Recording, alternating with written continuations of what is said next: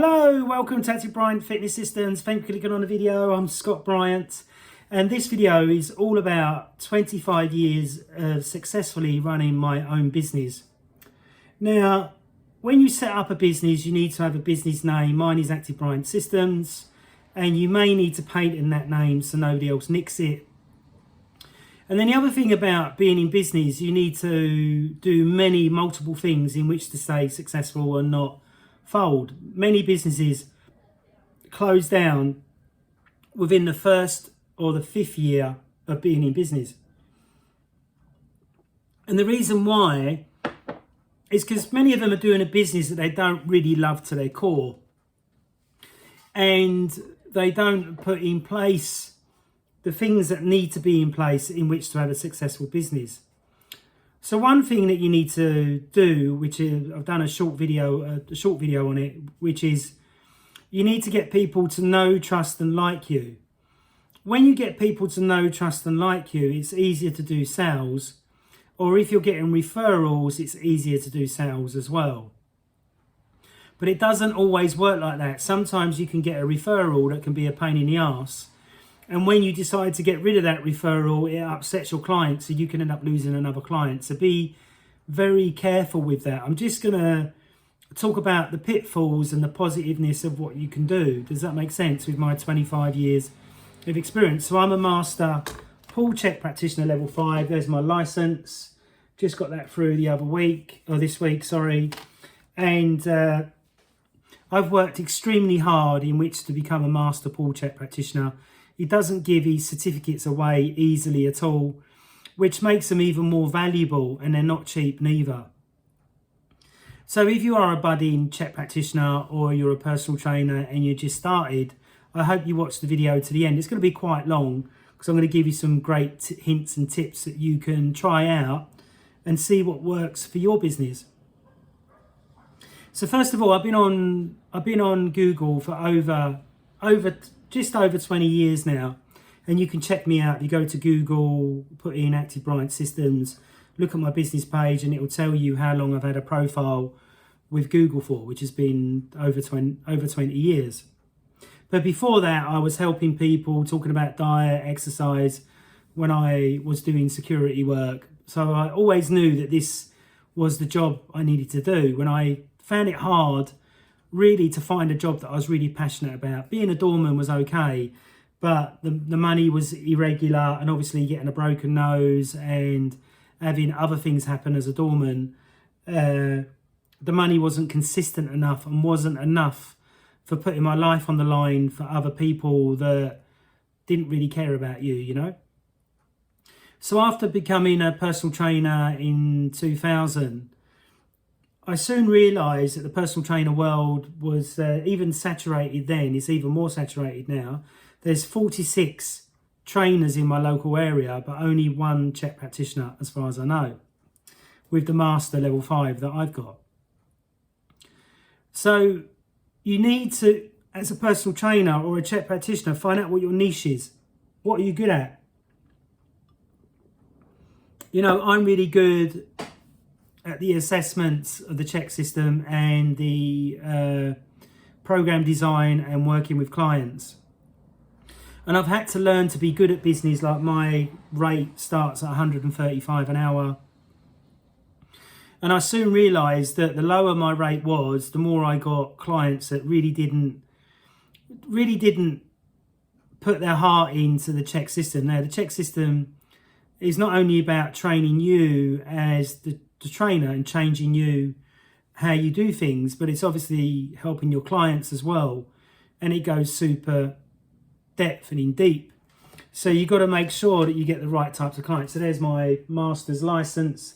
Just plug in the license that the Check Institute now have, which is really good because it's making sure that only level 1s, level 2s, level 3s, level 4s, level 5s have this license, that have paid for their license every year. So you know that your skill is at the highest level, in which for maybe for you to get a referral from somebody else. So when being a self-employed person, The trap that you may get caught in is pay for this, buy that, buy this, buy that. And then all of a sudden your profit is gone. Does that make sense?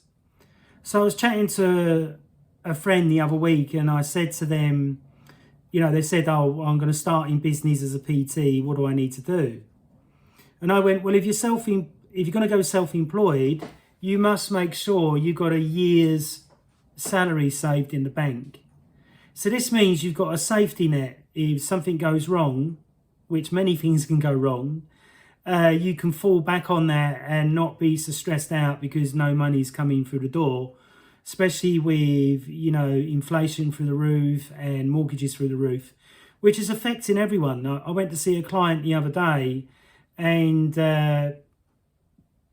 one of their excuses was, I can't really pay your rate because my mortgage has gone through the roof.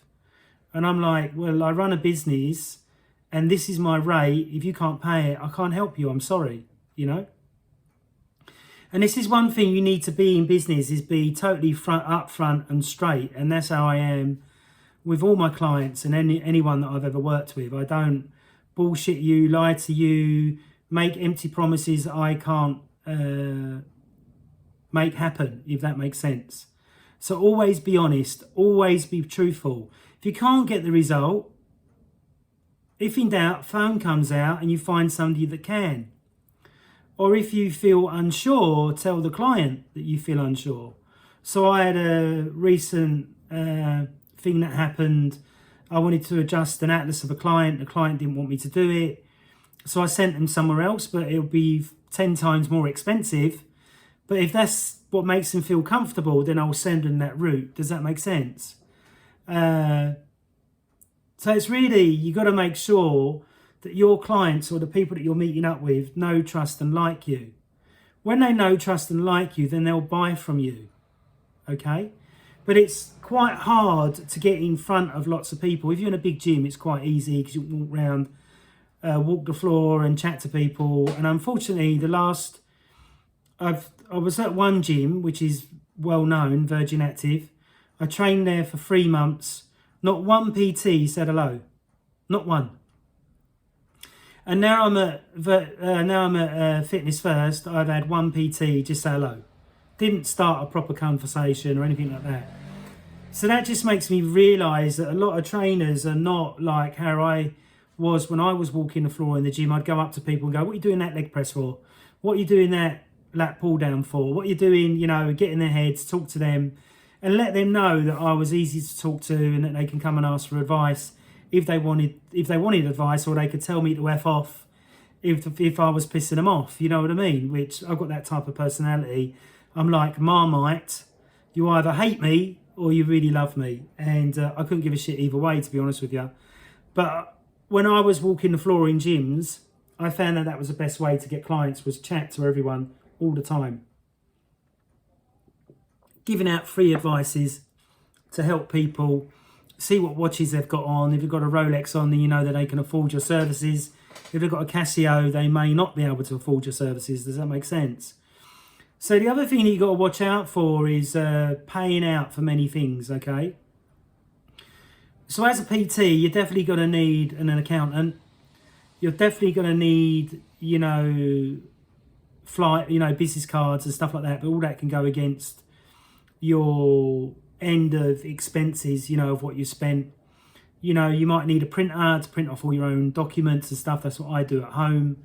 Or you can send documents out via email. I try not to do that. I try and print it off, talk the client through what they need to do. And they seem to like that more, you know, than sending out a big envelope full of stuff. And they're like, what does this mean? And even if you send it with an A4 document explaining what they need to do in depthly, still people don't get it, because people have got about an attention span of a gnat, if that makes sense.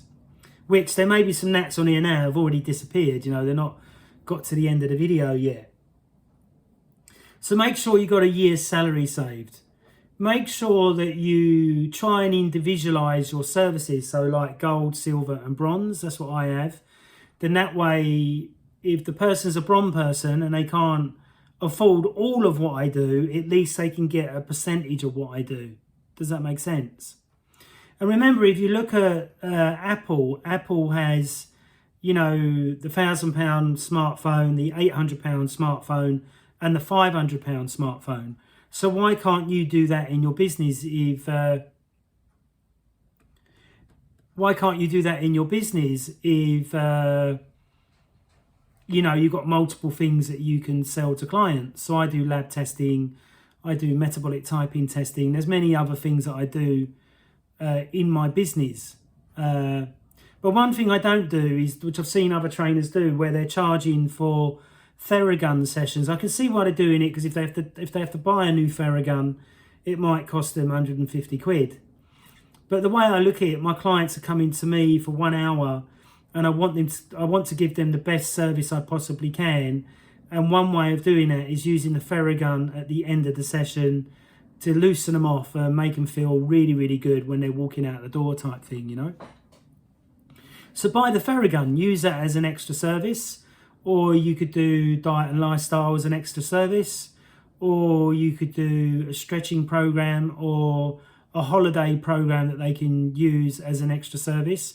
Don't try and include it all into one thing. The reason why I don't agree with that, because it's stopping your earning potential. Does that make sense? So it's stopping your earning potential. So if you've got HLC, like I've got 1, 2, and 3, I put it all together and give it to them as a package at the beginning, but they pay money for that, because it's going to take me time to look for all that paperwork, and why should it be for free? Does that make sense? The same as when it comes to program design. Now, I know some trainers never charge for that, but I always charge, simply because I have to look through the manual. I have to work out exactly what client program I'm going to design for that client's individual needs. So I have to look back at their paperwork and look at all these other documentation. So why would I not charge for it? Why would I spend time on someone's paperwork for free, especially or program design, especially when they don't seem to value it as much when it's free compared to when they're paying for it? Does that make sense? So you've got to make up your own mind about that, but that's my mindset of I'm writing 5 programs this week, that's over £1,000 I'm going to earn. Yeah, when I'm not seeing the client. Does that make sense?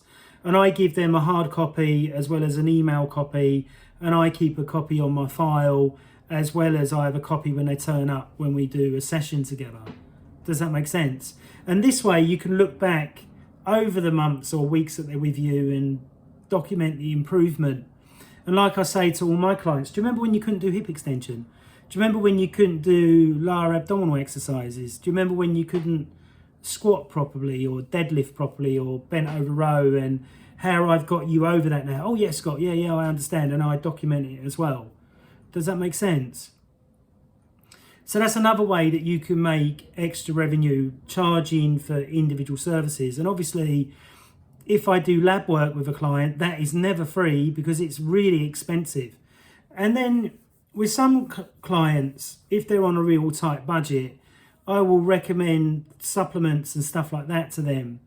But that's entirely up to them to buy them. Do you know what I mean? But if they're coming to me for a specific complaint, then I will get the supplements for them and charge them accordingly. Okay? The great thing about being self-employed is that you can put most things to a business expense. You can't put lunches to a business expense. You can put new gym clothes to a business expense, dumbbells and fitness equipment that you need to buy as a fitness expense, new books, new courses that you're doing as a fitness expense, as well as working in a big gym. That's a business expense. So that will come off of your tax every year. But the only thing with the big gyms is that, a lot of them will say to you, you can only charge this amount of money. Now, I believe this to be wrong, because if you're self-employed, you should be allowed to charge whatever you damn well please, because you're running your own business. And I can remember Paul Check saying to us when I was doing my level 4, always be open and honest about your fees, which I am, and always charge what you think you're worth. So I have found, since I get 135 an hour off of all my clients, it really makes me work even harder. Because one, I don't want to lose that 135 an hour client. And two, I want to give them as much as I possibly can. So I'll give them 120% of my time. So sometimes a client will turn up and we'll be chatting about something, maybe at the end of the session when I'm saying, look, this went well, that didn't go well, but whatever it is. And that time may go over. But because they're paying me this amount of money, I don't mind. Does that make sense? Unless I've got another booked appointment, which is back to back, then it's different. Does that make sense? But my clients know that. My clients all know that I'll spend extra time texting them about something that I've seen that I think would be interesting for them to learn about. Or I'll be, I might help them move. I might do, they might have a problem that they need a hand with and they think that my skill level can help them, so I will help them.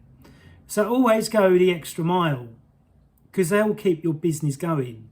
And before the pandemic, I had some real regular clients that have been with me over 6 years.